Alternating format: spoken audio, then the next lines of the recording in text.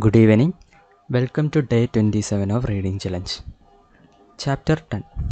From that time, a new life began for Alexei Alexandrovich and for his wife. Nothing special happened. Anna went out into society as she had always done, was particularly often at Princess Betsy's and met Vronsky everywhere.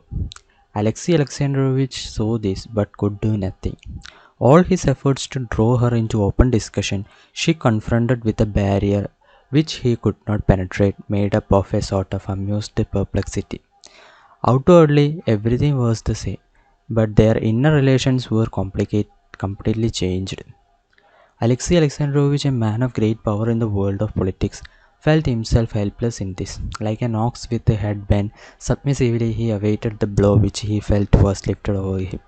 Every time he began to think about it, he felt that he must try once more, that by kindness, tenderness, and persuasion there was still hope of saving her, of bringing her back to herself, and every day he made ready to talk to her. But every time he began to talking to her, he felt that the spirit of evil and deceit, which had taken possession of her, had possession of him too, and he talked to her in a tone quite unlike that in which he had meant to talk. Involuntarily, he talked to her in his habitual tone of jeering at anyone who should say what he was saying, and in that tone it was impossible to say what needed to be said to her. Chapter 11. That which for Vronsky had been almost a whole year the one absorbing desire of his life, replacing all his old desires, that which for Anna had been an impossible, terrible, and even for that reason more entrancing dream of bliss, that desire had been fulfilled. He stood before her, pale, his lower jaw quivering, and besought her to be calm, not knowing how or why. Anna, Anna, he said with a choking voice, Anna, for pity's sake. But the louder he spoke, the lower she dropped her once proud and gay, now shame-stricken head, and she bowed down and sank from the sofa where she was sitting. Down on the floor at his feet, she would have fallen on the carpet if he had not held her. My God, forgive me, she said, sobbing, pressing his hands to her bosom.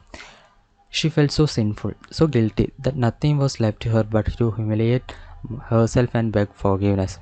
And as now there was no one in her life but him, to him she addressed her prayer for forgiveness. Looking at him, she had a physical sense of her humiliation, and she could say nothing more. She felt what a martyr must feel when she sees the body he has robbed of life. That body, robbed by him of life, was their love, the first stage of their love. There was something awful and revolting in the memory of what had been bought at this fearful price of shame. Shame at their spiritual nakedness crushed her and infected him. But in spite of all the murderous horror before the body of his victim, he must hack it to pieces, hide the body, must use what he has gained by his murder. And with fury, as it were with passion, the murderer falls on the body and drags it and hacks at it. So he covered her face and shoulders with kisses. She held his hand and did not stir. Yes, these kisses, that is what has been bought by this shame. Yes, and one hand which will always be mine, the hand of my accomplice. She lifted up that hand and kissed it. He sank on his knees and tried to see her face, but she hid it and said nothing. At last, as though making an effort over herself, she got up and pushed him away. Her face was still beautiful, but it was only the more pitiful for that. All is over, she said. I have nothing but you. Remember that. I can never forget what is my whole life. For one instant of this happiness. Happiness, she said with horror and loathing, and her horror unconsciously infected him.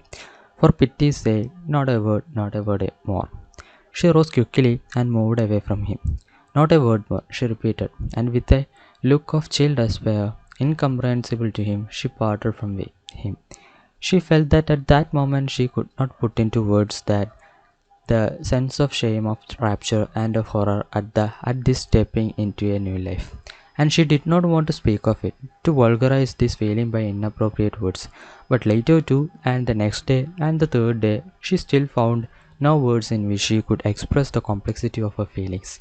Indeed, she could not even find thoughts in which she could clearly think out all that was in her soul.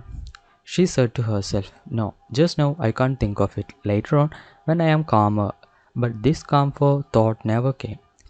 Every time the thought rose of what she had done and what would happen to her, and what she ought to do, a horror came over her and she drove those thoughts away.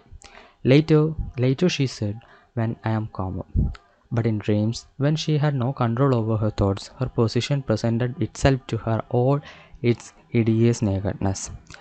One dream haunted her almost every night. She dreamed that both were her husband at once, that both were lavishing cares on her. Alexei Alexandrovich was weeping, kissing her hands and saying, how happy we are now. And Alexei Bronsky was there too, and he too was her husband. And she was marveling that it had once seemed impossible to her, was explaining to them, laughing that this was ever so much simpler, and that now both of them were happy and contented. But this dream weighed on her like a nightmare, and she awoke from it in terror. Thanks for the day. We'll see tomorrow.